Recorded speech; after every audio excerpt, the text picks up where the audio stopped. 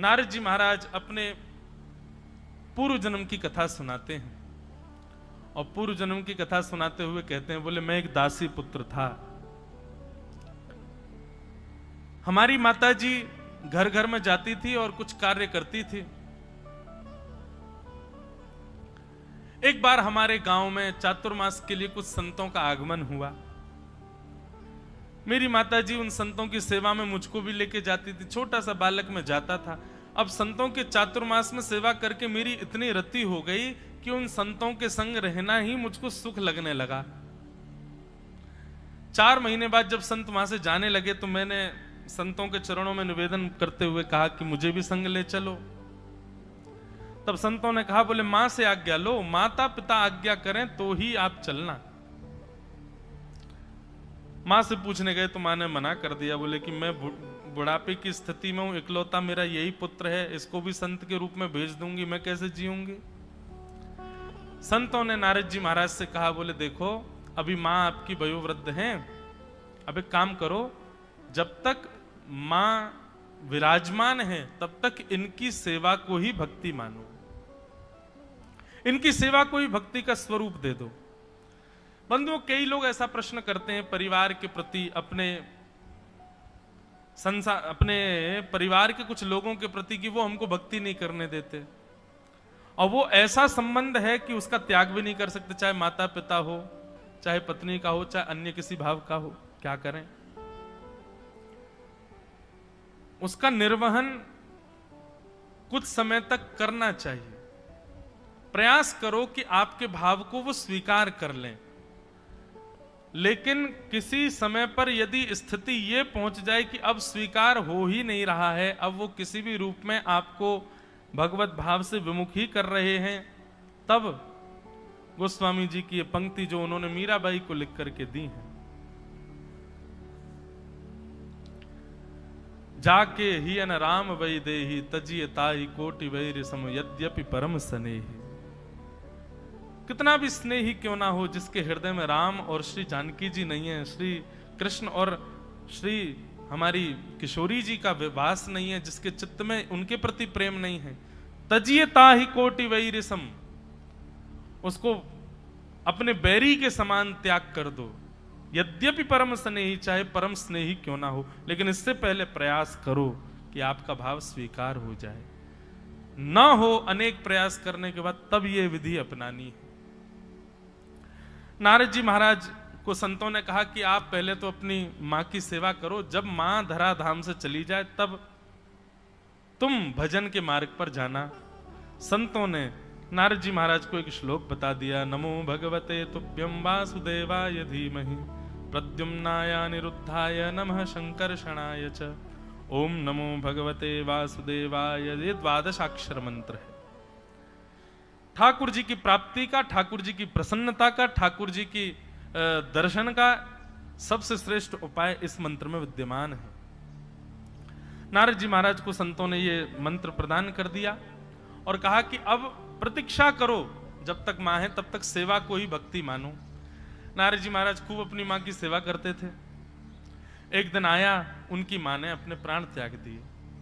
नारद जी बोल रहे हैं कि मैं बहुत रोया, अपने पूर्व जन्म की कथा सुना रहे हैं। इतना रोया व्यास जी, पर मेरे नेत्रों से निकलने वाले आंसुओं में अंतर था। एक नेत्र से ठंडे आंसू आए, दूसरे नेत्र से गर्म। पीड़ा में जब व्यक्ति रुदन करता है तब आंसुओं का जल गर्म होता है, लेकिन जब आनंद में रुदन करता है तब उसके अश्रु जल जो होते हैं वो शीतल होते हैं। पीड़ा में जब रुदन करता है व्यक्ति, तब इच्छा होती है कि कोई आकर के संभाले, कोई आकर के रोके, कोई आकर के मुझको देखे। पर जब आनंद में रुदन होता है तब इच्छा होती है कि कोई रोके ना, ये रुदन चलने दो, मुझे रोने दो, बस भाव में ठाकुर जी के में। और एक बात कहें आपको, पीड़ा में रुदन सदा संसार के लिए ही होता है। ठाकुर जी के लिए यदि पीड़ा का भी रुदन है ना, तो पीड़ा का रुदन भी प्रेम वश का ही होता है, प्रेम से भरा हुआ ही होता है, वो आनंद प्रदायक होता है। नारद जी बोले मां चली गई थी इसलिए पीड़ा में था, अब ठाकुर जी से मिलन के लिए आगे बढ़ूंगा इसलिए प्रसन्न भी था, इसलिए दोनों प्रकार के आंसू आए। मां का संस्कार करके मैं वन में जाकर के मैंने इस मंत्र का, द्वादशाक्षर मंत्र का खूब जप किया। जप करते करते करते करते करते करते एक दिन ठाकुर जी का शंख चक्र गदा पद्म धारण चतुर्भुज रूप का एक क्षण के लिए मुझको दर्शन हुआ, और एक क्षण का दर्शन होते ही वो दर्शन अंतर्ध्यान हो गया। नारद जी महाराज आर्तनाद से पुकारने लगे, ठाकुर जी कहां चले गए? आप एक क्षण के लिए आए, फिर चले क्यों गए? तब ठाकुर जी आकाशवाणी करते हुए कहते हैं, अविपक्व कषायाणाम दुर्दशोहम कुयोगिनाम सकृत यद्दर्शितम रूपम एतत् कामायते नघ। हे नारद जी, अभी आपकी भक्ति परिपक्व नहीं है। परिपक्वता ना होने के कारण मेरा एक क्षण का दर्शन हुआ है, पर मैंने दर्शन एक क्षण का देकर के आपको यह बात पुष्ट कर दी है कि मैं निश्चित जल्दी आऊंगा, लेकिन तब तक आप और परिपक्व करो अपने भजन को। बंधुओं, ऐसा हो ही नहीं सकता कि नाम साधक, कथा श्रवण करने वाला, भजन मार्ग को अपनाने वाले व्यक्ति को कभी भगवद अनुभव ना हुआ हो। आप पूरा विचार कीजिए, जब से आप नाम साधक हुए हैं, गुरुनिष्ठ हुए हैं, कथा श्रवण करना प्रारंभ किया, तब से लेके अब तक ऐसा हो ही नहीं सकता कि भगवत कृपा और भगवत अनुभूति आपको ना हुई हो। कभी ना कभी तो इस भगवत अनुभव का, अनुभूति का आपने आनंद सुख लिया ही होगा। और यदि किंचित भी, एक बार भी किसी के चित्त में या किसी के मन में या किसी के भाव में ठाकुर जी के सुंदर भाव एक बार भी एक क्षण के लिए आए हैं, तो यह बात निश्चित है कि ठाकुर जी आपसे मिलने का मन बना चुके हैं। बस आपकी परिपक्वता की प्रतीक्षा कर रहे हैं कि और परिपक्व हो जाओ तब आऊंगा।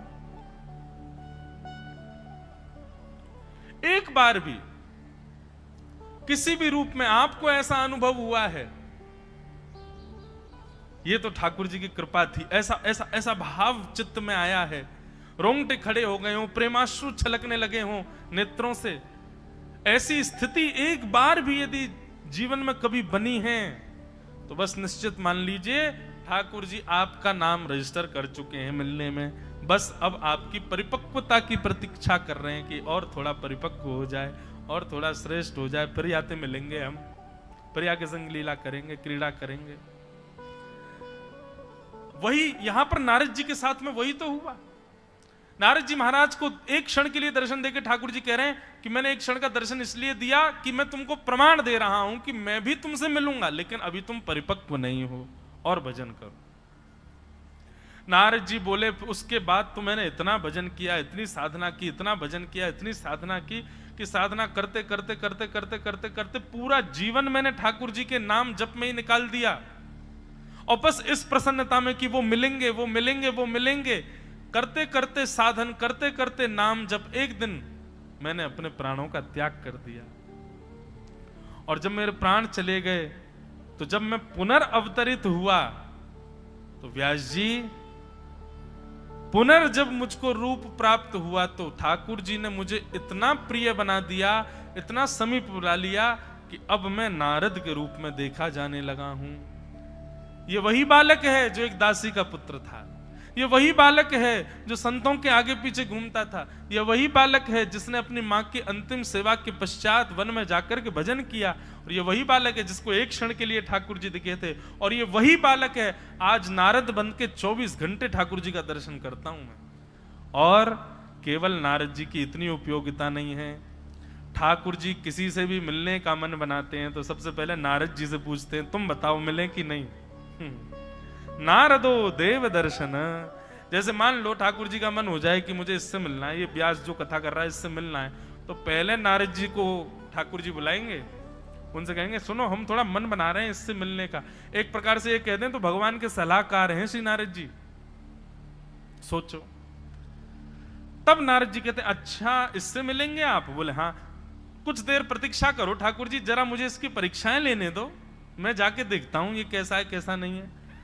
तब बंधुओं उसके जीवन में आने वाले साधु, सन्यासी, महात्मा, संत, वैष्णव या जो भी उसके जीवन में आ रहे हैं, उसके वैष्णव होने के बाद वे सब उसकी परीक्षा ले रहे हैं। कोई उससे तेज आवाज में बात करेगा, अब तेज आवाज सुन करके उसको बुरा लग जाए, रोने लग जाए, नारद जी कहेंगे फेल, इससे नहीं मिलना, ठाकुर जी सहन करना ही नहीं आता इसको, तो जरा सा इससे थोड़ा तीव्र आवाज में बोल दो ये तो रो जाता है। उसकी मन की इच्छा के विपरीत कोई वस्तु उसको प्राप्त हो जाए, उससे व्यथित हो जाए, नारद जी फेल कर देते हैं। तो इसलिए भक्ति के पथ पर जब आप चलने लगो तो बस ये विचार कर लेना कि आपकी अब परीक्षा नारद जी ले रहे हैं।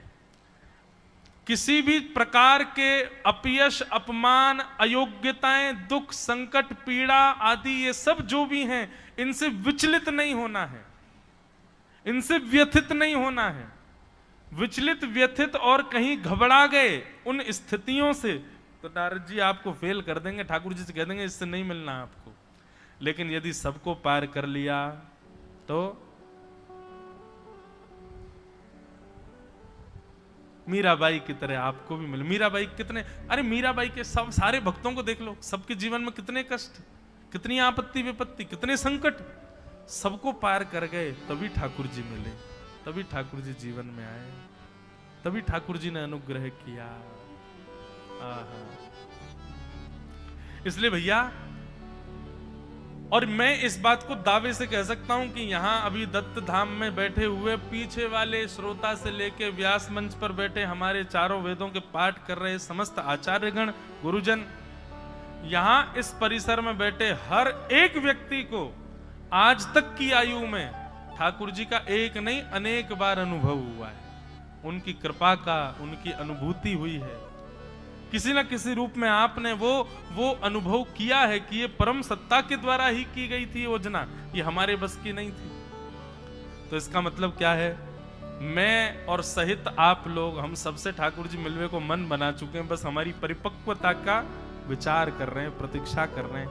हम परिपक्व हों तो वो हमसे मिले। नारद जी महाराज बोले, आज मैं नारद बन चुका हूं।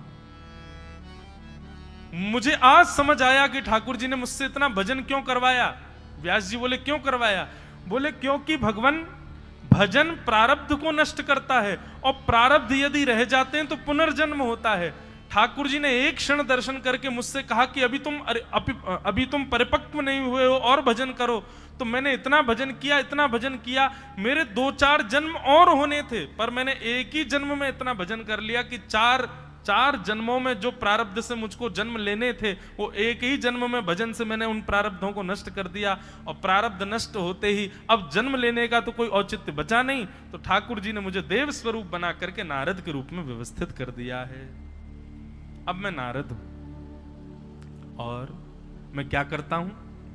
देव दत्ताम इमाम वीणाम स्वर ब्रह्म विभूषिता मूर्छयित्वा हरिकथा गायमानश्चराम्यहम्। इतना सुंदर श्लोक है भागवत जी का। देव दत्ताम इमाम वीणाम स्वर ब्रह्म विभूषिताम मूर्छयित्वा हरिकथाम गायमानश्चराम्यहम्। नारद जी ने अपनी वीणा दिखाई।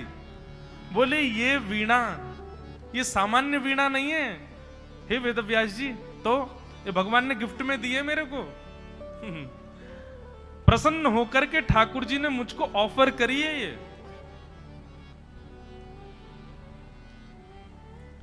वेदव्यास जी बोले जरा हमको भी तो दिखाओ, ने हाथ स्पर्श तो करा, तो ठाकुर जी ने दी अपने हाथ से। बोले हाँ। बोले अरे ऐसा क्या किया आपने कि ठाकुर जी इतने प्रसन्न हो गए कि आपको वीणा प्रदान कर दी? नारद जी बोले कथा है, सुनाऊं? बोले सुनाओ। बोले एक बार वैकुंठ में बहुत सुंदर संगीत का कार्यक्रम हुआ।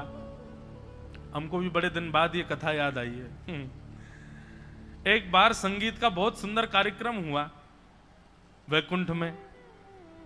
अब जब वैकुंठ में ऐसे संगीत के कार्यक्रम होते हैं ना बंधु, सारे देवता जाते हैं। जैसे हमारे यहाँ मेला होते हैं, ऐसे वैकुंठ में उत्सव होते हैं, सब देवता जाते हैं। सबसे आगे वीवीआईपी गेस्ट कौन होते हैं? ऑब्वियसली चतुर्भुज नारायण भगवान। शेष शैया पे पौड़े पौड़े सुनते हैं। अच्छा, संगीत के कार्यक्रम में गायक कौन होता है? सरस्वती जी प्रथम गायिका, उसके बाद हा हा हु हु गंधर्व, ये दो गंधर्व हैं, ये गाते हैं।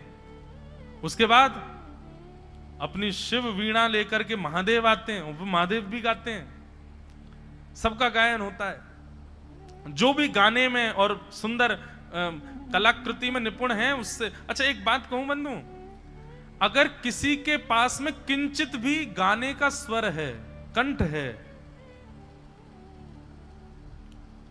किसी के पास में स्वर है, चाहे वो कीर्तन गाने के लिए हो, चाहे वो वैदिक मंत्र गाने के लिए हो, चाहे वो पुराणों के श्लोक गाने के लिए हो, वेदों की ऋचाएं गाने के लिए हो, यदि आपके पास में कंठ है तो निश्चित है यह भी एक प्रमाण है कि ठाकुर जी आपसे मिलना चाहते हैं, इसीलिए आपको कंठ युक्त करके भेजा है। और ये बात हम नहीं कह रहे हैं, ये बात भी हमारे वृंदावन के अष्ट सखाओं में से श्री कुंभनदास जी की ये वाणी है कि यदि कोई कंठ युक्त है, किसी के पास में गला है, गले का मतलब होना है कि बहुत सुंदर गायक होना नहीं, सामान्य है, इतना है कि हाँ कीर्तन ताल में गा लेते हैं, स्वर में गा लेते हैं, इतना कंठ भी यदि तुम्हारे पास है तो कंठ युक्त करके ठाकुर जी उसी को भेजते हैं जिससे ठाकुर जी स्वयं मिलना चाहते हैं।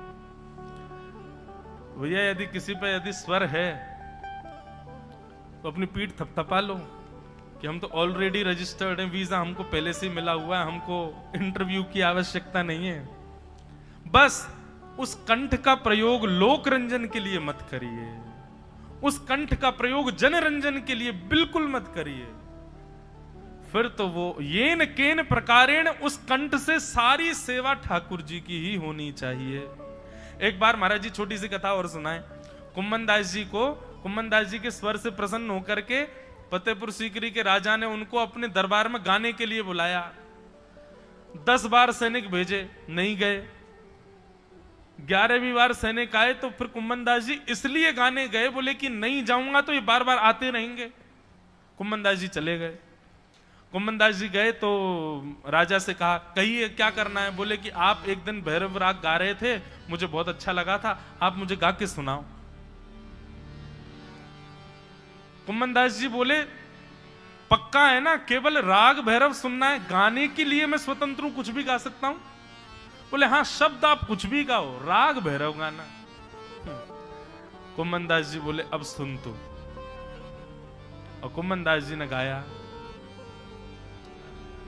भगत को कहा सीकरी सो काम, आवत जात पन्हैया टूटी, बिसर गयो हरि नाम। भगत को कहा सीकरी सो काम, भगत को कहा सीकरी सो काम, आवत जात पन्हैया टूटी, बिसर गयो हरि नाम। जाको मुख देखत दुख लागत, ताको करण परी प्रणाम। कुंभन दास लाल गिरधर बिन, और न दूजो काम। कुंभनदास जी महाराज कह रहे हैं, जाको मुख देखत दुख लागत, ताको करण पड़ी प्रणाम। जिसका मुख हमको बिल्कुल अच्छा नहीं लगता, आज उसके सामने दरबारी बनकर के हमको गाना पड़ रहा है, इससे बुरा दिन मेरे जीवन में कभी नहीं आ सकता। आज मेरे जीवन का सबसे गंदा दिन है। राजा अपनी लाज बचाए, कैसे बचाए? उसने तो केवल इतना कहा था भैरव राग सुनाओ, ये थोड़ी कहा था कि शब्द क्या है। कुंभनदास जी महाराज गाते चले गए। अंत में राजा ने कहा थोड़ी अपनी लाज बचाने के लिए दक्षिणा ऑफर कर देता हूं, कहिए कुंभनदास जी क्या दूं आपको? जो मांगोगे सो दूंगा। कुंभनदास जी बोले पक्का जो मांगूंगा सो दोगे? बोले हाँ। कुंभनदास जी जोली फैला करके बोले आज के बाद हमको अपने दरबार में मत बुलाना, और आज के बाद आपका ये जो मुखड़ा है ये हमको कभी मत दिखाना, हमको कभी आपको देखना ना पड़े, बस ये दक्षिणा हमको दे दो। क्या कह रहे हैं हम?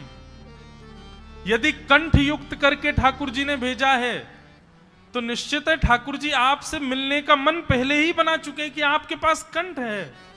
बस उस कंठ का प्रयोग लोक रंजन के लिए मत करना, उस कंठ का प्रयोग ठाकुर जी के रंजन के लिए करो, उनकी प्रसन्नता के लिए करो। संसार को रिझाने के लिए गाओगे, चार लोग वाहवाही करेंगे, लेकिन ठाकुर जी को रिझाने के लिए गाओगे, त्रिलोकी नाथ वाहवाही करे, कितनी बड़ी बात है।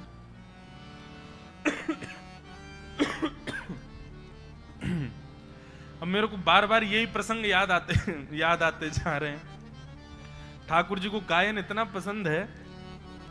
कल भी हमने सुनी थी तानसेन की एक कथा और आती है।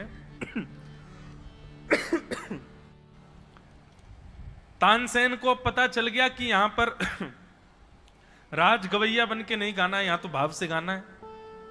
तो तानसेन अब आता जाता गाता था, ठाकुर जी के सामने आके गाता था। पर तानसेन का नियम था कि कई गवैया होते हैं वो पान खा करके गाते हैं, मुंह में पान दबा लेते हैं 2-4, उसके बाद गाते हैं, बिना पान के नहीं गाते। तानसेन पान खा के गाता था। तो गुसाई जी ने एक दिन तानसेन से कहा, बोले सुनो, तुम झूठे मुंह से मत सेवा किया करो ठाकुर जी की, ये कोई लोक रंजन की गायकी नहीं है, ठाकुर जी की सेवा कर रहे हो, कुल्ला करके आओ। तो ठीक है, तानसेन बाहर गया। अगली बार जब आया तो महाराज कुल्ला करके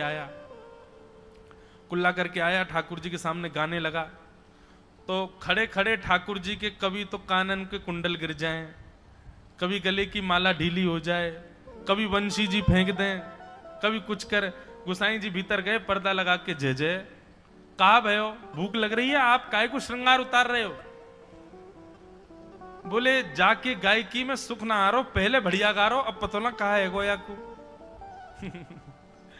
तो गुसाई जी बोले पहले पान चबा के गा रहा था, मैंने सोचा आपकी सेवा कर रहा है तो शुद्ध मुख से करे, कुल्ला करके अब आया। नहीं नहीं, इससे कहो दोबारा पान खा के आए। गुसाई जी बोले जय हो जय जय, सब नियम खुद ही बनवाते हो और फिर जब खुद की इच्छा हो जाती है तोड़वा भी देते हो। एक बात बताऊं बंधुओं, बहुत सुंदर बात है। पूरे विश्व को मुक्त करने वाला स्वयं इतने नियमों में क्यों बंधा रहता है? पूरे विश्व को मुक्त करने वाला ठाकुर स्वयं इतने नियमों में। हम लोग तो फिर भी 4 बजे रोज उठना है तो 4:30 हो जाएगा, लेकिन ठाकुर जी तो 4 बजे ही उठते हैं, कितने भी मंदिरों में देख लो। हम लोगों को 12 बजे प्रसाद पाना है, 12:30 हो जाएगा, लेकिन ठाकुर जी का भोग 12 बजे ही लगेगा। और ऐसा नहीं 1-2 साल से चल रहा हो, 500 वर्षों से मंदिरों में वही नियम चल रहा है, एक ही पद्धति। और पूरे विश्व को मुक्त करने वाला एक गर्भगृह में बंद करके बैठा है, निकलते ही नहीं वहां से, 24 घंटा वहीं बैठे रहते हैं। ये कोई आक्षेप नहीं कर रहा हूं, लेकिन इसके पीछे एक बहुत प्रिय भाव है। ठाकुर जी ने अपने आप को इतने नियमों में और इतने दायरों में इसलिए बांध दिया है, मानो ठाकुर जी हमको चैलेंज कर रहे हैं, तुम्हारी भक्ति में सामर्थ्य हो, तुम्हारे भाव में सामर्थ्य हो तो हमारे नियम को तोड़वा के दिखाओ। श्री तुकाराम जी के लिए श्री पंडरीनाथ भगवान का मंदिर का द्वार ही बदल गया। तुकाराम जहां बैठा है वहां मेरा मुख रहेगा। ठाकुर जी नियमों में बंधे नहीं है, हमको चैलेंज कर रहे हैं ठाकुर जी। चैलेंज है तुमको, तुम्हारी भक्ति में सामर्थ्य हो, तुम्हारे भाव में सामर्थ्य हो, तुम्हारे प्रेम में सामर्थ्य हो तो देखो हमारे इतने नियम हैं, हम स्पर्श रहते हैं, हम भीतर किसी को नहीं आने देते, हम समय से सोते हैं, समय से उठते हैं, समय से सब काम करते हैं। तुम्हारी भक्ति में सामर्थ्य हो तो हमारे नियमों को तोड़वा के दिखाओ। वे नियम बनाए ही ठाकुर जी ने इसलिए कि ताकि तुम तोड़वा सको। लग जाओ ऐसे प्रेम भाव में कि तोड़ें ठाकुर जी अपने नियम।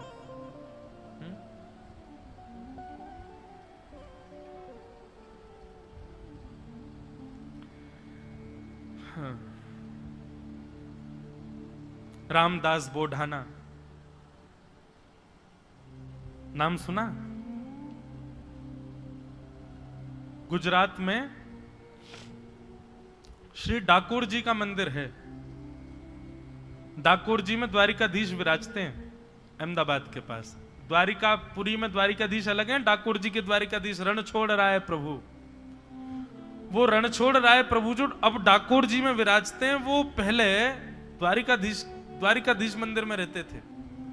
और ये रामदास बोढ़ाना जी जो हैं, ये हर एकादशी पर जाते थे और हर एकादशी पर जाकर के दिन भर अन्न नहीं पाते थे, शाम को पहुंचते थे, पैदल चल के जाते थे ठाकुर जी से, और शाम को पहुंच करके द्वारिकाधीश का दर्शन करके फिर रात भर जागरण करते थे, रात भर कीर्तन सुनाते थे ठाकुर जी को, और ठाकुर जी को कीर्तन सुना के सुबह होते ही मंगला दर्शन करके फिर निकल जाते थे। धीरे धीरे रामदास जी अब थोड़े वृद्ध हो गए, अब पैदल चल के आने में उनको दिक्कत होती थी बेचारे, जैसे तैसे, फिर भी अपना नियम नहीं तोड़ते थे, हर एकादशी पर जाते थे द्वारिकापुरी। मन में एक बार कभी चित्त में भाव आ जाता था कि ठाकुर जी अब हम बड़े वयोवृद्ध हो गए, मुझे तो बस ये है कि अंतिम श्वास तक मेरे आपके एकादशी के दर्शन का नियम ना टूटे। ठाकुर जी को पता चल गई थी भैया अब ये इतने वयोवृद्ध हो गए, अब ज्यादा इनसे आना जाना होगा नहीं, क्या करें। वर्षों से चली आ रही मंदिर की सेवा को ठाकुर जी त्यागने को तैयार हो गए। रामदास बोढ़ाना आए और रात्रि जैसे ही जागरण करने लगे तो नेत्र बंद करके जागरण कर रहे थे, उनके चित्त में अपने आप ठाकुर जी मानो ऐसे दिखने लगे कि मंदिर का गर्भगृह खुल गया है और ठाकुर जी सचल रूप में बैठे हैं और कह रहे हैं, ए रामदास चल मुझको अपनी गोद में लेकर के चल दे, अब मैं तेरे संग ही रहूंगा, तू जहां रहता वहीं रहूंगा, तुझे रोज रोज आने, तुझे हर एकादशी आने की जरूरत नहीं है। रामदास जी को एक क्षण के लिए चिंतन चित्त में आया, तुरंत नेत्र खोल के देखे तो सामने तो कुछ नहीं, पर गर्भगृह का द्वार खुला हुआ था। बंधु एक बात बताएं, कभी भी नाम जप करो, कभी भी साधना करो, उस समय ना चित्त में ठाकुर जी की कोई लीला का चिंतन करके जप प्रारंभ करना। मैं यहां का अनुभव बता रहा हूं, महाराज जी के सन्मुख अपने भाव प्रकट कर रहा हूं। जब आप लीला का चिंतन करके जप करते हैं, सबसे पहली बात आपको यह नहीं पता चलेगा कि समय कितना निकल गया और जप पूर्ण भी हो रहा है। दूसरी बात, बीच बीच में आपको कुछ अनुभव होंगे, ऐसे स्वर या फिर ऐसी आकृतियां दिखेंगी जो भगवत संबंधी होंगी, उनको ध्यान से देखिएगा। और यदि धूमिल दिखाई दें तो अपना जप और बढ़ाइए, अपने नाम में साधना और बढ़ाइए, धीरे धीरे वो स्पष्ट होने प्रारंभ हो जाएंगी। ठाकुर जी कोई संकेत करेंगे आपको। रामदास बोढ़ाना रात भर कीर्तन कर, ठाकुर जी उसको संकेत कर रहे हैं कि मैं तेरी गोद में बैठ के तेरे संग चल लूंगा। नेत्र खोल के देखा तो गर्भगृह खुला था। रामदास जी ने धीरे से उठ करके मन में विचार किया, अरे रामदास जीवन भर नियमों का पालन किया, अब तो प्राण त्यागने का समय, कुछ दिन बाद तेरे प्राण चले ही जाने, ठाकुर जी ने संकेत कर दिया है, अब तू जाके ले ही ले ठाकुर जी को। गर्भगृह का द्वार खोल करके भीतर देखा, श्री द्वारिकाधीश खड़े हैं और महाराज तुरंत भीतर प्रवेश करके अपनी भुजाओं से जैसे उठाया, इतने हल्के हो गए ठाकुर जी, रुई के जैसे हल्के हो गए, मानो जैसे स्वयं तैयार बैठे उसके संग चलने के लिए। और तुरंत महाराज रामदास जी की गोद में खड़े होकर के ठाकुर जी, बार बार कानों में एक स्वर जाता है, रामदास कौन बोलता है पता नहीं, जल्दी चलो जल्दी चलो जल्दी चलो, क्योंकि ब्रह्म मुहूर्त होने वाला है, मंगला के दर्शन खुलने वाले हैं, मंदिर में पुजारी आ जाएंगे, बवाल मच जाएगा, उससे पहले भगा ले चलो हमको यहां से। और रामदास बोढ़ाना जी अपनी बैलगाड़ी में लेकर के श्री द्वारिकाधीश को ठाकुर जी पधार के। बीच में लीला भी हुई, पुजारियों ने पकड़ लिया था इनको। अब जैसे ही पुजारियों को आता देखा, ये ठाकुर जी को लेके एक बावड़ी में कूद गए, एक सरोवर था उसमें कूद गए, अंदर जाके वहां पे गुफा सी थी, उसमें ठाकुर जी को बैठा दिया। पुजारियों ने आके बैलगाड़ी देखी तो बैलगाड़ी में ठाकुर जी तो नहीं मिले, उनकी एक पटका मिल गया। ठाकुर जी भी, ये सब लीलाएं भी ठाकुर जी कराते हैं, सीधे सीधे किसी को मिल जाए ऐसा तो हो ही नहीं सकता, उसको थोड़ी पीड़ा ना हो, ठाकुर जी पूर्ण विचार करते हैं, थोड़ी पीड़ा तो इसको दिलाई दूं मैं। अब रामदास जी की बैलगाड़ी में ठाकुर जी नहीं मिले, लेकिन उनकी पीतांबरी मिल गई। पुजारियों ने कहा पकड़ लो इसको, देखो ये ठाकुर जी की पीतांबरी। खूब मारा महाराज, बोढ़ाना जी के ऊपर खूब प्रहार किया। जब उनके रक्त निकलने लगे तब एक करुण क्रंदन करते हुए एक छोटे से बालक के स्वर में उस बावड़ी से आवाज आने लगी, अरे मूर्खों क्या कर रहे हो, जानते नहीं हो भक्त मेरे ही अंग होते हैं, उनको पीड़ा देते हो तो मुझे पीड़ा होती है। जब ये स्वर सुना, दौड़ करके पुजारियों ने जैसी बावड़ी में देखा तो बावड़ी में जो जल था उसका जल रक्त के रंग का हो गया था। पुजारियों ने कहा, अरे भैया ये बोढ़ाना जी नहीं लेके जा रहे हैं, ठाकुर जी इनके साथ जा रहे हैं, छोड़ दो। प्रणाम करके पुजारी सब वापस लौट गए। नीचे जाकर के देखा तो जहां जहां श्री रामदास जी को चोट लगी थी वहां वहां ठाकुर जी के अंग पर भी दर्शन हो रहा था क्षोभ का। नेत्रों से नीर बहाने लगे, चरणों में मेरी वजह से कष्ट हो गया ठाकुर जी। प्रणाम करके जैसे ही देखा तो ठाकुर जी का भी घाव ठीक हो गया, बोढ़ाना जी के घाव भी ठीक हो गए, और अपने अंग से भर करके बोढ़ाना जी उनको लेकर के ठाकुर जी पधारे। कितनी लीलाएं सुनाऊं। ठाकुर जी नियमों में रहते ही इसलिए हैं, तुम में हिम्मत हो तो तुड़वा लो। तुम्हारा प्रेम यदि उज्जवल होगा, श्रेष्ठ होगा, तो ठाकुर जी नियम तोड़ने के लिए ही नियम में बैठे हैं।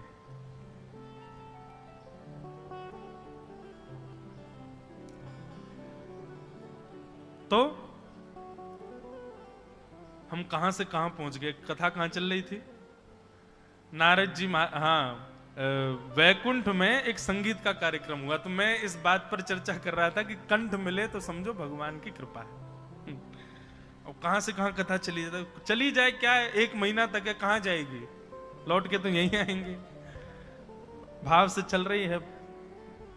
तो एक संगीत का कार्यक्रम हुआ वैकुंठ में, बड़े बड़े संगीतज्ञ आए मंच पर, सब देवता भी बैठे थे। अब नारद जी का इतना अधिकार है कि नारद जी सब देवताओं से आगे निकल करके और भगवान की शेष शैया से कमर लगा के बैठते हैं।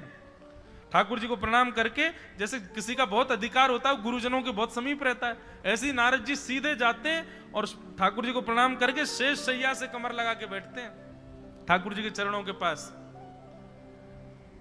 भगवान पौड़े थे, नारद जी प्रणाम करके बैठ गए। हा हा हु गंधर्व गा रहे थे, नारद जी आंख बंद करके सुन रहे थे स्वरों को। ठाकुर जी नारद जी को देख रहे थे। नारद जी को देखते देखते भगवान को एक आनंद लीला सूझने लगी, अंदर मन में भाव आने लगा। बोले सब गाते हैं, कभी नारद गाता हुआ नहीं दिखा मुझे, क्या करें, नारद के पास बेचारे के पास कंठ नहीं है ना, गा नहीं सकता। तो भगवान ने एक लीला करी, अपने पैर के अंगूठे से नारद जी के चोटी घुमाने लगे गोल गोल। वहीं बैठे थे नारद जी। नारद जी पीछे मुड़े, जी जय जय, आज्ञा। भगवान बोले इधर आओ। नारद जी पास गए। ठाकुर जी बोले तुम यहां क्या कर रहे हो। संगीत का कार्यक्रम हो रहा है, वैकुंठ में चल रहा है, सब लोग सुन रहे हैं, तो मैं भी सुनने आया हूं। भगवान बोले वो बात तो ठीक है, पर संगीत तो उसको सुनना चाहिए ना जिसको संगीत थोड़ा बहुत आता हो। तुमको सारे गामा पा धा नी सा भी नहीं आता, फिर यहां क्यों बैठे हो, चलो जाओ भजन करो अपना, निकलो यहां से। नारद जी बोले भगवान ऐसा अपमान तो मत करो। बोले नहीं नहीं नहीं जाओ, जिसको संगीत का ज्ञान ही नहीं है उसको यहां आना ही नहीं चाहिए, चलो जाओ यहां से। और यहां बैठना है संगीत सीख के आओ पहले। नारद जी को तो बड़ी अपनी, ऐसा नहीं कि उनको अपमान बोध होता है, पर हाँ सब देवता हंसने लगे, वाह, उछल कूद के आगे जाके बैठ जाता है, ले ठाकुर जी ने भगा दिया। नारद जी सबको देखने लगे, मोटे मोटे आंसू। आजकल तो आज तक तो बड़ी प्रायोरिटी मिलती थी ठाकुर जी से, और आज ठाकुर जी कह रहे हैं जाओ यहां से। नारद जी बोले जय जय, अब देखना, ऐसा संगीत सीख के आऊंगा, ऐसा संगीत सीख के आऊंगा, ऐसा संगीत सीख के आऊंगा, देखना आप। भगवान बोले ठीक है जाओ, अब निकलो यहां से, हमको सुनने दो। नारद जी बेचारे वहां से चले गए। ठाकुर जी तो विनोद कर रहे थे, आनंद कर रहे थे। नारद जी गए सीधे चित्रकेतु के पास। ब्रह्मा जी के पिए हैं चित्रकेतु। चित्रकेतु के पास जाकर के नारद जी बोले इस ब्रह्मांड में सबसे बड़ा संगीत का उद्गाता कौन है, सबसे बड़ा संगीत का ज्ञानी कौन है, उसका पता बताओ, मैं सीखने जाऊंगा। चित्रकेतु ने नेत्र बंद करके देखा, कहा, बोले हिमालय पर्वत के ऊपर चोटी पर एक वृक्ष है, जहां पर भयानक भीषण सर्दी पड़ती है, वहां उस वृक्ष के ऊपर एक उल्लू बैठा है, वो उल्लू संगीत का सबसे बड़ा ज्ञानी है, जाइए। नारद जी महाराज हिमालय पर आ गए। उल्लूखल उल्लू के पास बैठे, बोले गुरुदेव हमको संगीत सिखाओ। और महाराज उस भयावह सर्दी में नारद जी महाराज ने 2000 वर्ष तक उस उल्लू से संगीत की विद्या को ग्रहण किया, संगीत सीखा। केवल किस लिए? ठाकुर जी को रिझाने के लिए। 2000 वर्ष तक संगीत सीखा। जैसे ही प्रणाम करके जाने लगे तो उल्लू महाराज बोले, सुनिए, अपने संगीत को थोड़ा और तराशने के लिए ना कुछ समय आप महादेव के पास जाओ, कुछ दिन महादेव से भी संगीत सीखो। ठीक है। और 1000 वर्ष के लिए फिर नारद जी महाराज महादेव के पास गए, वहां संगीत सीखा। 3000 वर्ष साधना की संगीत की। और महादेव के यहां सीखने के बाद एक दिन महादेव ध्यानस्थ बैठे थे और नारद जी महाराज के स्वर को सुनकर के बस उन्होंने प्रसन्न होकर के आशीष दे दिया, वाह बहुत सुंदर। बस महादेव बहुत सुंदर बोलते हैं, उसके बाद क्या करना। 1000 वर्ष वहां साधना सीखने के बाद नारद जी बोले, अब सुनाऊंगा ठाकुर जी को, मुझे भगा दिया था वहां से। अच्छा, ये कोई प्रतिस्पर्धा या ईर्ष्या नहीं, ये प्रेम जहां प्रेमी होते वहां ऐसी बात हो जाती है ना। नारद जी बोले, मुझको भगा दिया था सभा से, तुम जानकार नहीं हो, अब देखना ऐसा गाऊंगा, ये हा हा हु गंधर्व भी मेरे सामने नतमस्तक हो जाएंगे। अरे सरस्वती का स्वर भी मेरे सामने फीका लगने लगेगा। ठाकुर जी के प्रति थोड़ी सी लड़ाई झगड़े की भाव आ जाए यहां तक तो ठीक था, पर हा हा हु गंधर्व और सरस्वती, इनके प्रति जो ईर्ष्या का भाव आया, ठाकुर जी को यह प्रिय नहीं था। भगवान बोले, नारद श्रेष्ठ तो हो गया, लेकिन ईर्ष्या आ गई इसके चित्त में। भगवान बोले, एक लीला करते हैं। और तभी नारद जी महाराज वैकुंठ जा रहे थे तो रास्ते में एक सुंदर नगर पड़ा, बड़ा सुंदर। वहां के लोग इतने सुंदर कि एक किसी भी व्यक्ति को देख लो उसी को देखते रह जाओगे, इतने सुंदर। लेकिन हर व्यक्ति में एक कमी, किसी की एक उंगली नहीं है, किसी के एक पाम नहीं है, किसी का एक हाथ नहीं है, किसी की एक आंख नहीं है, किसी का एक कान नहीं है, हर व्यक्ति अपंग उस नगर में। नारद जी महाराज बोले, कितनी सुंदर नगर, मैं 3000 वर्ष की साधना में गया, एक नया नगर ही बन गया, लेकिन भैया इस नगर में सब लोग अपंग जैसे क्यों हैं? एक भी व्यक्ति परिपूर्ण नहीं है। नारद जी ने एक भैया को रोका, सुनो सुनो सुनो, ये कौन सा नगर है और इस नगर के लोग इतने सुंदर हैं, मेरी तो नजर ही नहीं हट रही है, पर मेरे मन में संशय आ रहा है कि आप सब लोगों के हाथ पांव और ये हाथ पैर अपंग क्यों हैं? वो कहने लगे, अरे भैया बस पूछो मत, इस नगर का नाम है संगीत, और हम लोग जो तुमको दिखाई दे रहे हैं ना, हम संगीत की सब राग रागनियां हैं। मैं भीमपलासी राग हूं, वो जो बिना पैर के घूम रहा है ना बेचारा लंगड़ा सा, वो भैरव राग है, वो भैरवी राग घूम रहा है वहां पे, उसकी एक हाथ नहीं है। ये सारे राग रागनियां हैं। वो देखो यमन बेचारा बिना, क्या बोलते हैं उसको, हमारे यहाँ क्या बोलते, बैसाख, कौन सी बैसाख है, बैसाखी, देखो बैसाखी लिए चल रहा है यमन राग। बैसाखी समझते हैं? कोई व्यक्ति यदि भगवत अनुग्रह से यदि उसको एक चरण नहीं होता तो बेचारा वो एक सहारा लेके जो चलता, उसको बैसाखी बोलते हैं। देखो यमन राग घूम रहा है, ये देखो भैरव की स्थिति देखो, भैरवी बेचारा वहां पड़ा है। ये हम सब राग रागनियां हैं। ओहो, संगीत सुनते ही और महाराज राग रागनियों का नाम सुनते ही नारद जी तो नतमस्तक हो गए। 3000 वर्ष से इन्हीं की तो साधना कर रहा था मैं।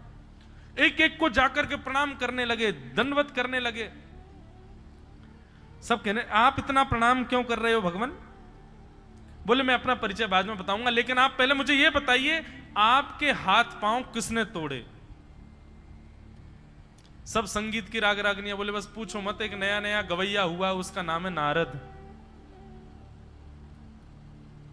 वो ऐसा तोड़ मरोड़ करके गाता है, उसी के गायन की वजह से देखो हम सब अपंग हो गए। किसी के हाथ चला गया, किसी का पैर चला गया, किसी की आंख चली गई है, हम सब उसको खोज रहे हैं। जिस दिन हमको मिल जाएगा वो नारद, पेड़ से बांध करके अपने एक एक स्वर का बदला लेंगे उससे। भैया आपने अपना परिचय नहीं बताया, आपका नाम? नारायण दास नाम है मेरा। नारद जी मिलेंगे तो जरूर लेके आऊंगा आपके पास। नारद जी भागे वहां से, और जो मान चित्त में उत्पन्न हुआ था कि मैं हाँ हाँ वो गंधर्व और सरस्वती को हराऊंगा। वो मान नष्ट हो गया। महादेव के पास गए, बोले कि आपने संगीत तो सिखा दिया, लेकिन अब इस मान को कैसे मर्दन करूं? बोले मान का मर्दन करने का एक ही उपाय है, जिसके प्रति ईर्ष्या प्रकट हुई है उसी के चरणाश्रित हो जाओ। मुझे इतना सुंदर लगता है, शाम को जब यहां पर पंचपदी होती है, सब लोग पद गाते हैं, तो उस पद वहां उस सभा का नियम है, यदि कोई व्यक्ति विलंब से आए तो उसको कान पकड़ के खड़ा होना पड़ता है। और चाहे कोई हो, अब आज कल तो हम आए थे, हमको पता नहीं थी, पर अब से अगर अष्टपद में वो पंचपदी में हम भी लेट आएंगे तो हम भी ऐसे खड़े रहेंगे, भैया ठाकुर जी हमारी प्रतीक्षा करें। लेकिन इसका भाव कितना सुंदर। और ऐसा नहीं कि अपनी जगह से खड़े होके, माताएं तो अपनी जगह से ही रहती हैं, पर भाई लोगों को तो सबके सामने आना पड़ता, वहां खड़े होके कान पकड़ो। मान रहित होने का कितना सुंदर उपाय। महाराज जी ये नियम तो हमको लग रहा है कथाओं में भी लागू करवाना चाहिए। जो कथा में 3 बजे, मतलब 3 बजे के बाद आवे, व्यासपीठ के बाद जो कथा में आए, खड़े हो जाओ, पहले कान पकड़े खड़े रहो तुम। ऐसा नियम हर कथा में होना चाहिए। कितनी जल्दी मान रहित हो जाएंगे लोग, कितना सुंदर। हमारे एक पंडित जी महाराज जी, कल वो आए नहीं, क्योंकि जब ये कान पकड़ने वाला विषय मुझे पता चला तो हमने 2-3 पंडित जी मैंने जाओ कान पकड़ो। एक पंडित जी डर के मारे आए नहीं कि मेरे को कान पकड़ना पड़ेगा। मैंने कहा आप आए नहीं? बोले कल से महाराज जी पंचपदी प्रारंभ होगी, उससे पहले ही पहुंच जाऊंगा मैं। मैंने कहा उसका एक और नियम है, पद प्रारंभ होने से पहले पहुंच जाओगे तो भी कान पकड़ना पड़ेगा, पहले क्यों आए? मैंने कहा पद का स्वर शुरू हो तभी पहुंचना है। तो बोले ये तो बड़ी विडंबना, फिर क्या करें? मैंने वहीं डोलते रहो, जैसे पद गाने शुरू हो बैठ जाओ। लेकिन वो कितना अच्छा प्रारूप है उसका। ऐसे हर मंदिर में, हर सभा में, हर सत्संग में, मंदिर में तो नहीं, दर्शन में तो नहीं, वो तो खुला है कभी भी आओ, पर सत्संग में ये नियम होना चाहिए। अगर व्यासपीठ पर आने वाले व्यास या कीर्तन गाने वाले कीर्तनकार के बाद आप आते हो, आपको क्षमा ठाकुर जी से मांगनी चाहिए।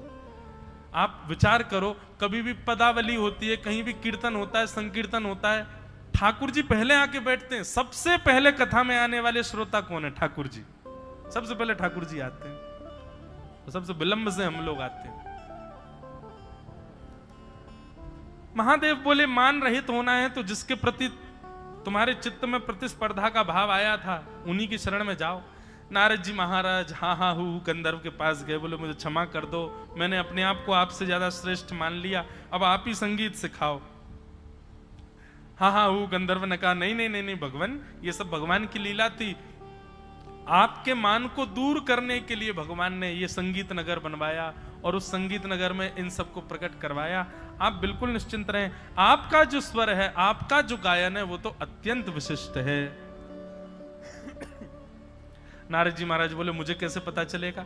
बोले अभी 3 दिन बाद फिर से संगीत का समायोजन होगा, आप पधारिएगा। पिछली बार आपको भगा दिया था, अब की बार ठाकुर स्वीकार करेंगे। सबसे पहले प्रस्तुति हा हा हु गंधर्व ने की, दूसरी प्रस्तुति सरस्वती मैया ने की, तीसरी प्रस्तुति अन्य अन्य देवगणों ने की। सबसे श्रेष्ठ प्रस्तुति करता सबसे अंत में आता है। सबसे अंत में प्रस्तुति देने के लिए नाम उद्घोषणा की महादेव ने। अब हम मंच पे बुलाना चाहते हैं हरिदास वर्य, हरिदासों में जो सबसे श्रेष्ठ हैं, ऐसे श्री नारद जी महाराज को। नारद जी का नाम सुनते ही भगवान बोले हैं नारद गाएगा? बोले हाँ। नारद जी महाराज मंच पर आए, मंच पर आकर के ठाकुर जी को प्रणाम। ठाकुर जी अभी तक तो पौड़े थे, अब बैठ गए। अच्छा नारद गाएगा? बोले हाँ। और श्री नारद जी महाराज ने जैसे ही नेत्र बंद करके स्वर लगाया, ऐसा स्वर गूंजा महाराज आभा मंडल में। औरों की स्थिति तो मैं क्या वर्णन करूं, पर बस ये स्थिति समझ लीजिए कि जैसे ही नारद जी ने गाना प्रारंभ किया, शेष शैया पर खड़े होकर के चतुर्भुज उठा करके ठाकुर जी नृत्य करने लग गए श्री नारद जी के भाव को सुन करके। हाँ। ऐसा स्वर गाया महाराज। भगवान सोचने लगे मैं क्या दूं, क्या दूं, मुझे कुछ देना है, नारद को उपहार देना है। तभी महाराज सरस्वती अपनी वीणा लेकर के आई। सरस्वती जी की वीणा साधारण नहीं है, उस वीणा में भी सृजन और संहार की सामर्थ्य है। यदि सरस्वती जी गंभीर राग बजा दें तो पूरे विश्व का संहार हो सकता है, और सरस्वती जी प्रेम राग बजा दें तो विश्व बन भी सकता है। वो संहार और विनाश का भी कारक है वो वीणा। वो वीणा ला करके भगवान को प्रदान की, और भगवान ने वही वीणा प्रेम प्रसन्न होकर के नारद जी महाराज को अर्पित करके अपने हृदय से श्री नारद जी को लगा दिया। बोलो भक्त वत्सल भगवान। देव दत्ताम इमाम वीणाम स्वर ब्रह्म विभूषिताम मूर्छयित्वा हरिकथा गायमानश्चराम्यहम्। हमारे पूज्य श्री मलुकपीठ वाले महाराज जी एक बार एक बात कह रहे थे, ये देवदत्ता वीणा क्या है? देवदत्ता वीणा क्या है? ठाकुर जी के प्रति प्रकट होने वाला, ठाकुर जी को रिझाने के लिए प्रकट होने वाला चित्त में जो भाव है वही देवदत्त वीणा है। जब तक आप संसार के रंजन के भाव से चित्त में भाव प्रकट कर रहे हो तब तक नहीं। जिस दिन ऐसा भाव आ जाए कि मुझे ठाकुर जी को प्रसन्न करना है अपनी इस भाव से, इस कला से, इस स्वभाव से, वही आपकी देवदत्त वीणा है। वो ठाकुर जी के द्वारा दिया गया ही भाव है। ठाकुर जी आपसे वो सेवा लेना चाहते हैं, इसीलिए आपके चित्त में ये भाव आ रहा है। नारद जी महाराज बोले ये देवदत्ता वीणा है, इससे मैं ठाकुर जी को रिझाने के लिए सुंदर स्वर प्रकट करता हूं, गाता हूं, आनंद करता हूं।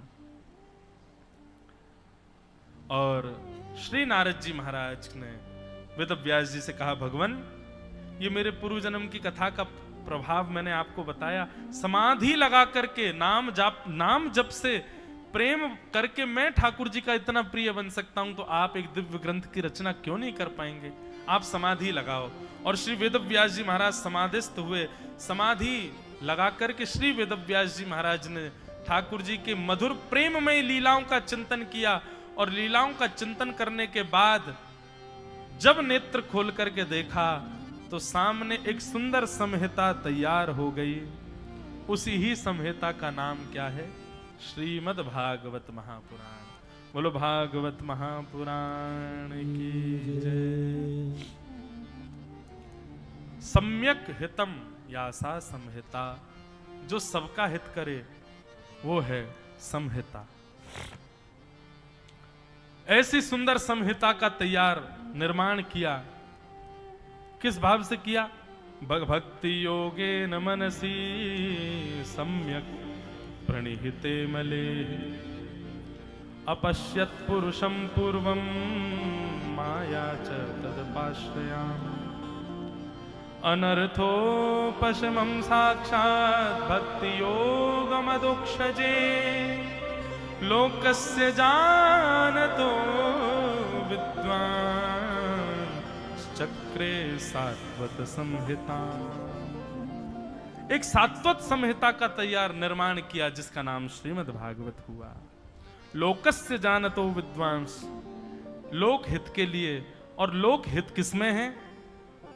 लोक हित इसी में है कि लोक और इस लोक में रहने वाले समस्त प्राणी ठाकुर जी से प्रेम करें, ठाकुर जी के प्रति श्रद्धा, ठाकुर जी के प्रति आस्था, ये तो सबकी प्रकट हो जाती है। परंतु लोक हित इसी में है कि आप ठाकुर जी को प्रिय दृष्टि से देखो और उनके प्रति प्रेम भाव रखो। ऐसा प्रेम भाव आप सबके और मेरे चित्त में प्रकट हो, इसी के लिए वेद व्यास जी ने श्रीमद् भागवत की रचना की। अब भागवत की रचना के पश्चात वेद व्यास जी ने मन में विचार किया, घर घर में जन जन तक इसको कैसे पहुंचाया जाए।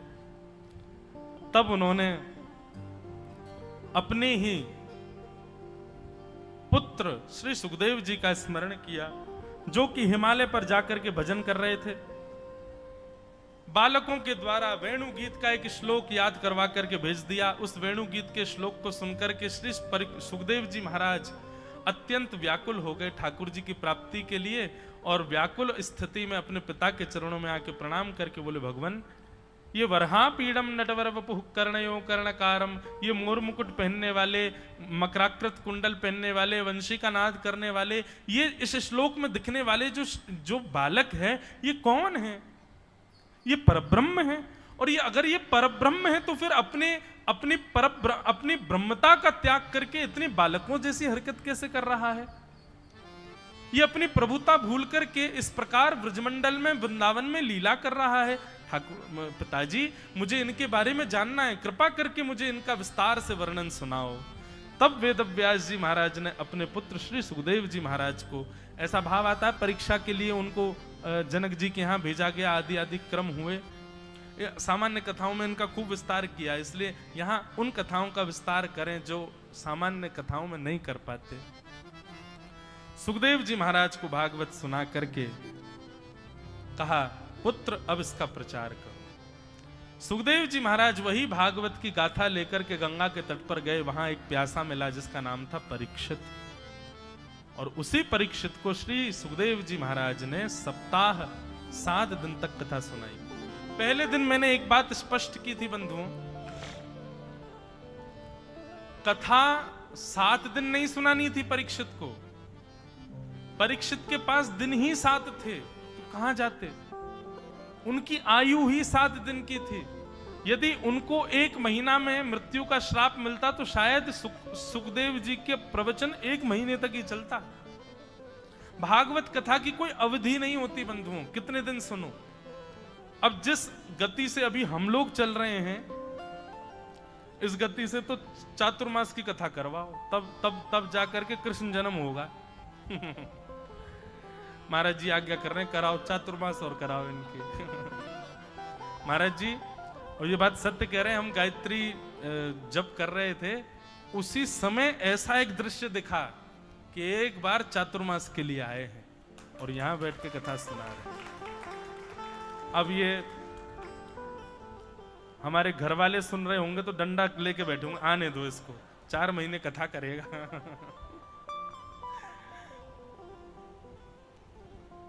अब क्या बताएं, हम संसार की निवृत्ति की बात बताते हैं, लेकिन हैं तो हम भी गृहस्थी। लेकिन कभी योग बने, ठाकुर जी कृपा करें, सही में कितना आनंद आवेगा। यहां पर मुझे और भी तो सुख मिलता है ना। हमारे मुकुंद काका जी के श्री, मैंने तो आपसे कहा मुझे रोज एक अभंग सुनाएंगे, उसकी हिंदी व्याख्या भी सुनाएंगे, तो आप एक अभंग भी सुनाते। आज इतना सुंदर एक गोपी का विरह भाव सुना रहे थे अभंग में। अब अभंग तो हमको याद होगा नहीं, लेकिन हाँ चातुर्मास जब होगा तब तो यहाँ पे हमको मराठी भी याद हो ही जाएगी, और फिर अभंग भी 1 आध दिन तो अभी मैं सुना ही दूंगा, 2-4 दिन में एक अभंग तो गाऊंगा।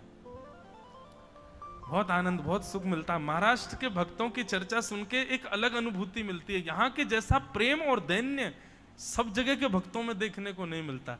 एक प्रकार से मैं कोई तुलना नहीं कर रहा हूं, पर हाँ यदि मेरे स्तर से देखो, मुझसे कहो, मुझे जबकि इतने ज्यादा चरित्र यहाँ के वैष्णवों के पता भी नहीं है, पर जिनके भी पता है अद्भुत हैं, अतुलनीय हैं। दैन्य और प्रेम की एक अद्भुत पराकाष्ठा है महाराष्ट्र के भक्त चरित्रों में। तो कभी चातुर्मास भी करेंगे और 4 महीना कथा सुनाएंगे और 4 महीना तक खूब उपासना साधना करेंगे, गंगा जी में खूब डुबकियां लगाएंगे, आनंद करेंगे। और चातुर्मास का समय भी श्रावण के आसपास ही आता है, तो उस समय तो यहाँ और सुंदरता, हरियाली चारों तरफ, ऊपर से मेघ गरजेंगे, बरसेंगे, और महाराज गोदावरी जी भी अपने पूर्ण चरम पर बहेंगी।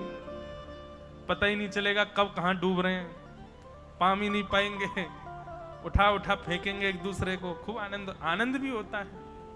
तो कभी योग बने, व्यासपीठ से निकली बात, तो कभी ना कभी तो ये भी क्रम बनेगा। तो श्री सुखदेव जी महाराज ने परीक्षित को इसलिए 7 दिन में कथा सुनाई क्योंकि परीक्षित को 7 दिन में मरने का श्राप था। बाकी वो इस भाव से नहीं गए थे कि 7 ही दिन सुनानी है, जब तक इसकी अंतिम श्वास नहीं आएगी तब तक कथा श्रवण कराएंगे। कथा श्रवण का नियम ऐसा ही लीजिए कि जब तक श्वास चल रही है तब तक हम भागवत के आश्रय में आश्रित रहें, तब तक सत्संग हमारा कभी छूटे ना। अब यहां प्रश्न किया, महाराज ये परीक्षित कौन है, इनके बारे में हमें बताओ। इनको 7 दिन में मरने का श्राप क्यों लगा? श्री सुखदेव जी महाराज बोले अब यहां से महाभारत का प्रसंग प्रारंभ होगा। यदा मृधे गौरव संजयानाम वीर स्वथो वीर गतिम गतेषु व्रकोदरा विक्त गदा विमर्श भ्रगनोरुदंडे धृतराष्ट्रपुत्रे। अब यहां से महाभारत का प्रसंग प्रारंभ होगा। हम प्रारंभ तो कर देंगे लेकिन फिर 1 घंटा लगेगा उसके विश्रांति में। आज का नियम थोड़ा सा सुन लें। अभी कथा 6 बजे, अभी हम पद गाएंगे, वृंदावन रसामृत आप सबको प्रति प्राप्त है। उसके पश्चात 7 बजे से 8 बजे तक यहाँ पर पंचपदी होगी जो नित्य होती है। 8 बजे के बाद आप सब लोग प्रसादी पा लीजिएगा।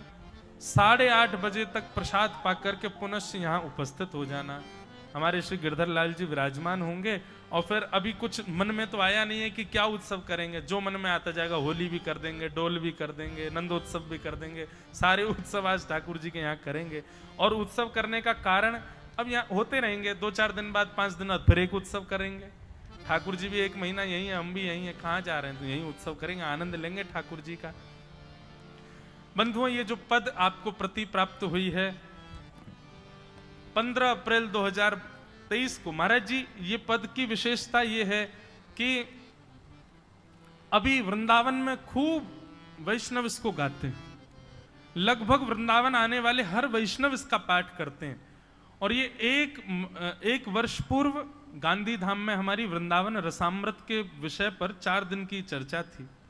और उस 4 दिन की चर्चा में महाराज जी बस कथा में मंच पर जाने से पहले मन में भाव आया कि कुछ हमारे वृंदावन के 7 प्रमुख निधि हैं, 7 निधियां हैं वृंदावन में। उन 7 निधियों को केंद्र में लेकर के कुछ लिखना चाहिए। और तब बस ठाकुर जी हमारे लाल जी की कृपा से इस पद की रचना हुई। और इसकी पदना रचना हुई, फिर तो खूब गाया लोग, अब आज भी खूब वृंदावन में गाते हैं। और हम अपनी हर कथा के हर दिन विश्राम में इस पद को ही गा करके कथा विश्राम करते हैं। अभी यहाँ 4 दिन से नहीं गा रहा था तो अटपटा भी लग रहा था, क्योंकि हर कथा का विश्राम इसी पद से ही होता है। पर आज इसको 1 वर्ष हुआ है। श्री दत्तात्रेय प्रभु कृपा करेंगे और महाराज जी अनुग्रह करेंगे, गोदावरी जी कृपा करेंगी, हमारे वेद पुराण के सब निष्णात विद्वान यहाँ कृपा करेंगे, तो निश्चित ही ऐसे पद हमारे लाल जी और अनुग्रह करके देते रहेंगे, उससे सबका कल्याण होगा। थोड़ा सा जानकारी दें। सप्तनिधि महाराज जी वज्रनाभ भगवान के परपौत्र ठाकुर जी के लीला गमन के बाद जब वृंदावन गए, भगवान की 16,100 पटरानियों को लेकर के, ठाकुर जी तो लीला पूरी करके चले गए, 8 पटरानियां संग चली गई, 16,100 रानियों को लेके वज्रनाभ आए वृंदावन। वृंदावन में कोई नहीं था, उजड़ा हुआ वृंदावन था। वज्रनाभ अपनी माताओं को दुखी व्यथित देख नहीं पाते थे, तब उन्होंने सांडिल्य मुनि से आज्ञा ली। और आज्ञा लेकर के कहीं कहीं ऐसा बताते हैं कि कंस के कारागृह में, जिस कारागृह पर भगवान का अवतरण हुआ था और जिस शिला पर ठाकुर जी प्रकट हुए, उसी शिला से वज्रनाभ ने ठाकुर जी के विग्रहों का निर्माण कराया। कालांतर में कलयुग में फिर वही स्वरूप, 3 स्वरूप ठाकुर जी के भूमिगत हो गए, पृथ्वी में चले गए। फिर हमारे वृंदावन में रसिक जन, आचार्य जनों ने आकर के अपने भजन बल से और अपने भाव बल से उन ठाकुर जी को पुनः प्रकट कर दिया। तो इन सप्तनिधियों में 3 निधि तो वो हैं जो वज्रनाभ के द्वारा बनवाए हैं। कौन कौन से? श्री गोविंद देव जी, जो कि अब जयपुर में विराजते, पहले वृंदावन में थे, मुगलों के आने पर जयपुर चले गए। दूसरे श्री मदन मोहन जी, जो करौली राजस्थान में विराजते हैं, ये भी पहले वृंदावन में थे, मुगलों के शासन पर ये भी राजस्थान चले गए वृंदावन से। तीसरे श्री गोपीनाथ जी, ये भी अभी जयपुर में विराजते हैं, ये भी मुगल शासन के समय पर चले गए। चौथे ठाकुर जी हमारे वृंदावन के श्री राधा रमण लाल, जिनको गोपाल भट्ट गोस्वामी जी ने प्रकट किया। नरसिंह चतुर्दशी थी, गोपाल भट्ट गोस्वामी बोले आप प्रहलाद के लिए खंभ से प्रकट होते हो, क्या मेरे लिए शालिग्राम से प्रकट नहीं होगे? मुझे शालिग्राम नारायण स्वरूप है, पर मैं भी आपका श्रृंगार करना चाहता हूं, मैं भी आपको मुकुट धराना चाहता हूं, मैं भी आपको बाकी अदा में देखना चाहता हूं। प्रहलाद के भाव से आर्तनाद करते हुए जब व्याकुल हुए श्री गोपाल भट्ट गोस्वामी, तो चौथे निधि हमारे वृंदावन में श्री राधा रमन लाल प्रकट हुए। पांचवे हमारे वृंदावन में महादेव के घर के ठाकुर जी, जैसे सबके घर के गोपाल जी होते हैं, ऐसे ही महादेव के घर के ठाकुर जी, श्वेत द्वीप में महादेव जिनकी सेवा करते हैं, ऐसे श्री राधा वल्लभ लाल जी प्रकट हुए। छठवें ठाकुर जी हमारे वृंदावन में श्री जुगल किशोर जी प्रकट हुए, जिनको श्री हरिराम व्यास जी ने प्रकट किया, जो कि अब पन्ना में विराजते हैं मध्य प्रदेश में। और सातवें निधि हमारे वृंदावन के श्री बांके बिहारी लाल, जिनको श्री स्वामी हरिदास जी ने प्रकट किया। तो इन सातों निधियों को इस पद में प्रणाम किया गया और इनको प्रकट करने वाले आचार्यों को भी प्रणाम किया। और आठवीं पंक्ति में जिनकी कृपा से ये पद प्रकट हुआ है, ऐसे हमारे लाल जी जो आज आएंगे, उनको प्रणाम किया गया। उन्हीं की कृपा से ये पद निर्माण हुआ है। सब लोग बड़े प्रेम और भाव से गाओ। आज वृंदावन आ रहा है, पद में कथा में आज वृंदावन आ रहा है, तो अब सुन जो, कल से वृंदावन ही वृंदावन चलेगा। 1 महीना पर्यंत पूरे वृंदावन की लीलाएं सुनेंगे। सब लोग भाव से मेरे साथ में गाओ। श्यामा हृदय कमल सो प्रगट्यो, श्यामा हृदय कमल सो प्रगट्यो, श्यामा हृदय कमल सो प्रगट्यो, श्यामा हृदय कमल सो प्रगट्यो, और श्याम हृदय कुभार वृंदावन चारो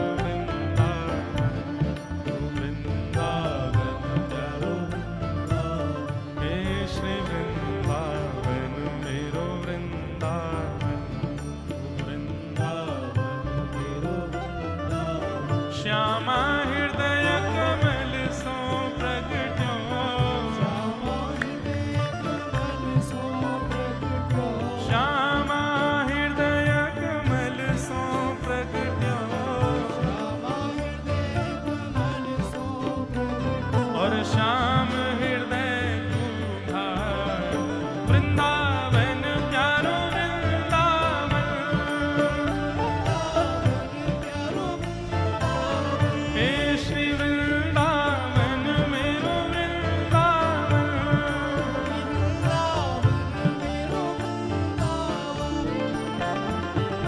सब सुख सागर रूप उजागर रहे वृंदावन धाम, सब सुख सागर रूप उजागर रहे वृंदावन धाम, हाँ प्यारो रहे वृंदावन धाम, प्यारो रहे वृंदावन धाम, हे रूप गोस्वामी प्रकट कियो जहाँ, रूप गोस्वामी प्रकट कियो, श्री रूप गोस्वामी प्रकट कियो जहाँ, रूप गोस्वामी प्रकट कियो, राधा गोविंद रूप निधान, वृंदावन प्यारो वृंदावन,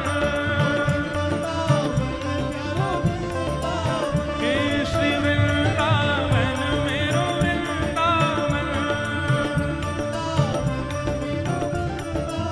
रूप गोस्वामी प्रकट कियो जहाँ, रूप गोस्वामी राधा गोविंद रूप निधान, वृंदावन मेरो वृंदावन, हे श्री वृंदावन मेरो वृंदावन,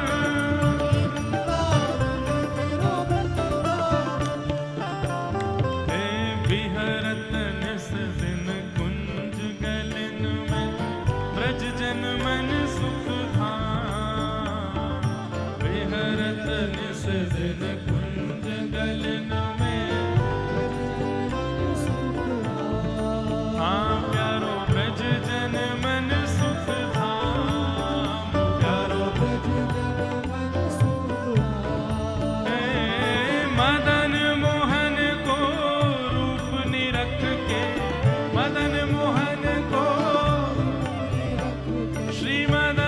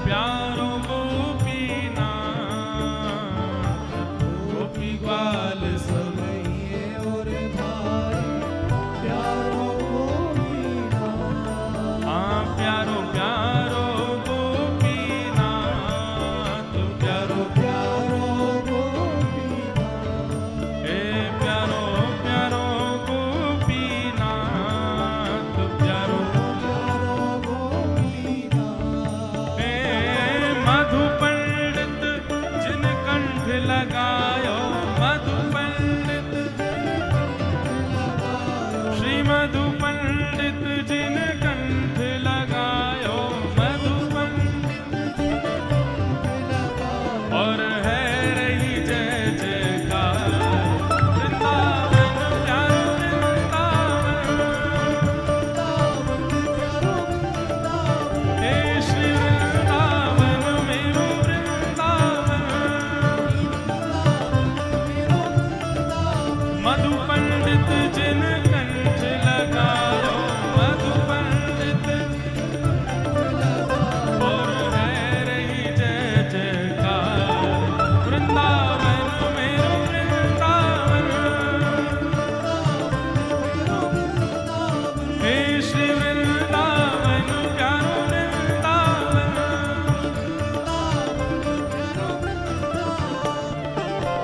श्री गोपाल भट्ट जुकी हृदय वेदना प्रगट्यो शालिग्राम,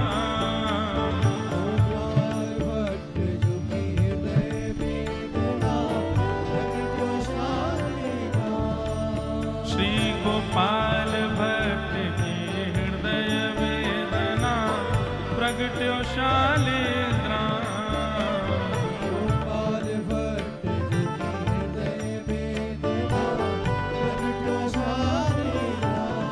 हे रूप सुधा को खाने हमारो, रूप सुधा को,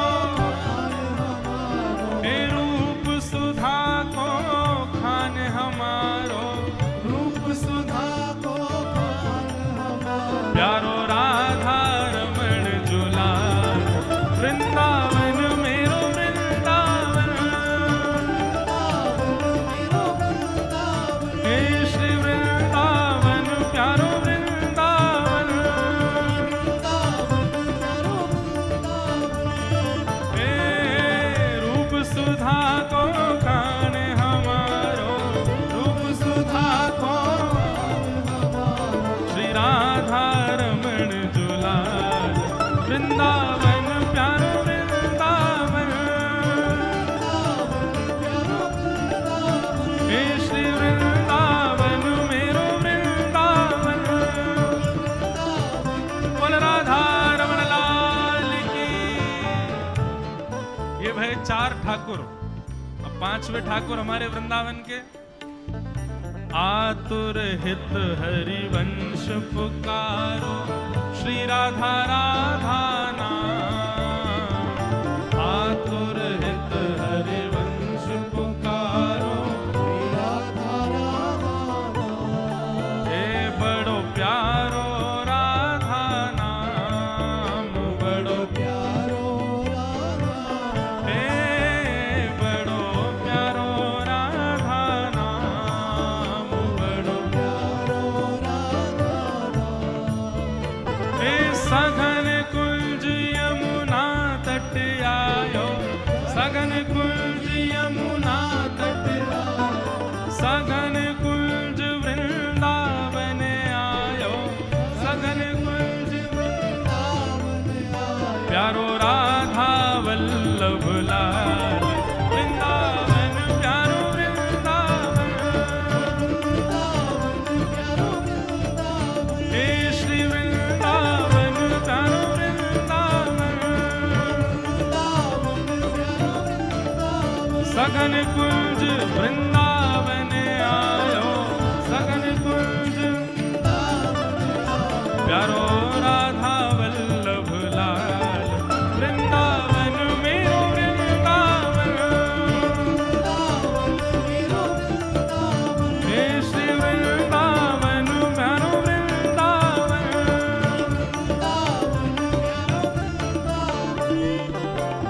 हे जुगल किशोर को लाड़ लड़ायो नवल कुंज ही माय, जुगल किशोर को लाड़ लड़ायो नवल कुंज ही माय, हे प्यारो नवल कुंज ही माय, प्यारो नवल कुंज ही माय, हे प्यारो नवल कुंज ही माय, प्यारो नवल कुंज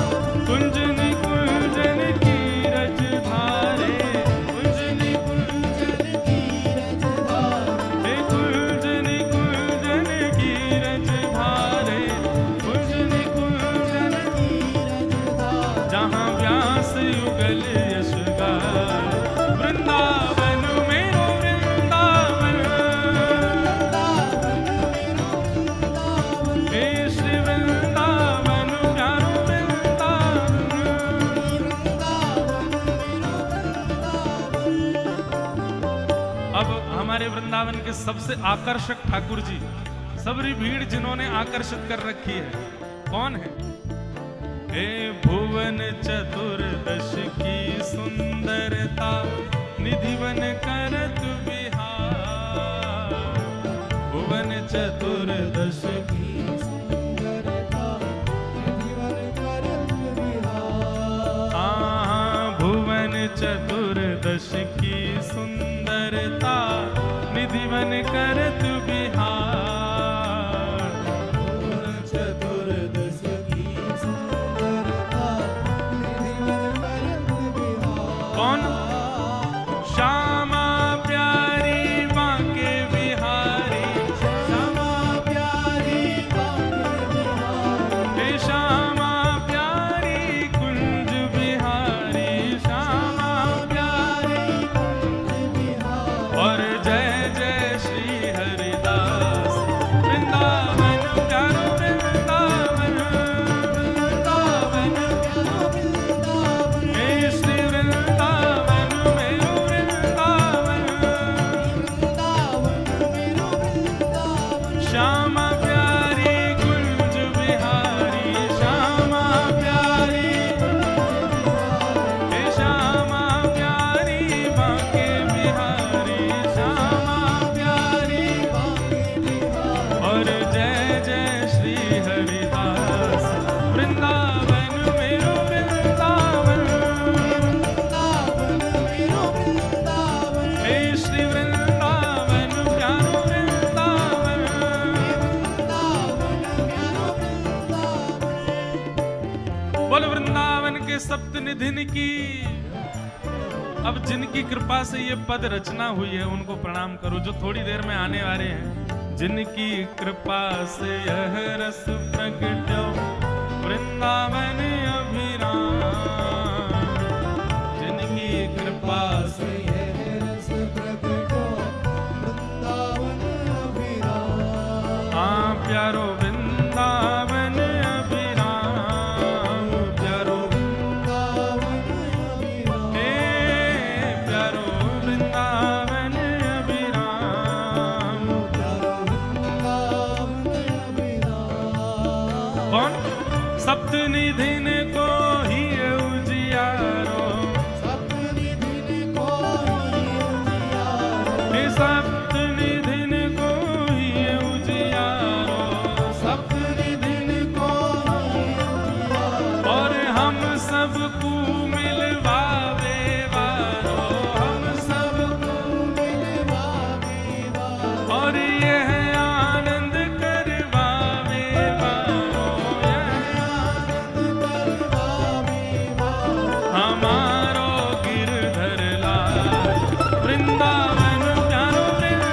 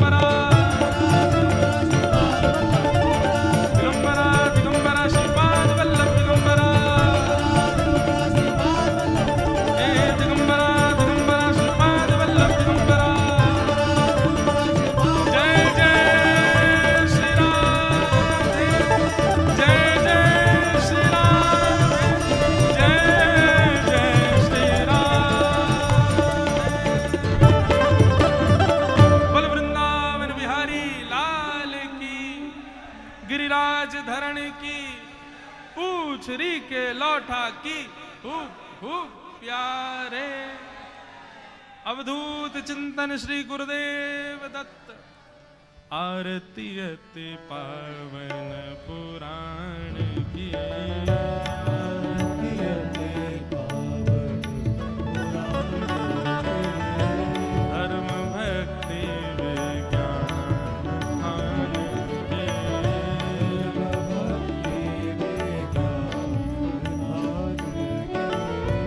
महापुराण भागवत निर्मल,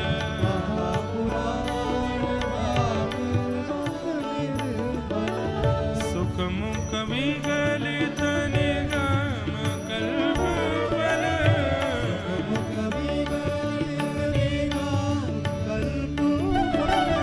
परमानंद सुधारस में लीलारति रस विधान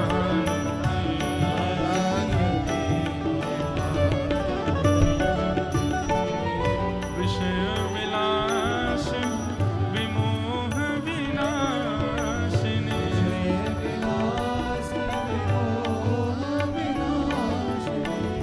विमल विराग विवेक विकासिनी,